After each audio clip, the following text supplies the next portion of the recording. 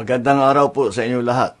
Mga kababayan ko, naglabas na ang Court of Appeals ng freeze order laban sa mga bank account, ari-arian at sasakyang panghimpapawid na may kaugnayan sa mga anomalyang flood control project na iniimbestigahan ngayon ng gobyerno.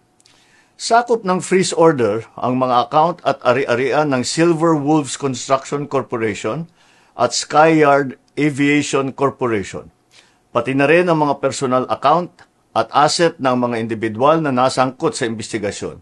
Kabilang ay si Congressman Eric Yap at Ed Vic Yap.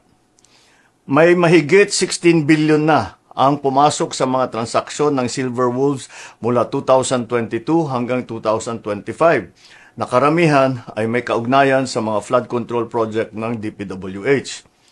Kabuuang 280 bank account ang na-freeze, 22 insurance policy, 3 securities account at 8 sasakyang panghimpapawid, kabilang ang mga eroplano at helicopter na konektado sa Skyyard Aviation. Kailangan natin ang mga freeze order na ito para hindi maibenta ang mga ari-arian at para maibalik natin sa ating mga kababayan ang bawat pisong pinaghihinalaang ninakaw. Meron ding 8 taga-DPWH sa Davao Occidental na nagpadala na ng sulat na sila ay magsusurrender sa NBI dahil sa hinaharap nilang mga kaso. Inaasahan na rin nating lalabas ang warrant of arrest na ni Sara Diskaya itong linggong ito at hindi na rin magtatagal ang pag-aresto sa kanya. Magpapatuloy ang investigasyon, magpapatuloy ang pagpapanagot at titiyakin ng pamahalaan na ang pera ng bayan ay maibabalik sa taong bayan.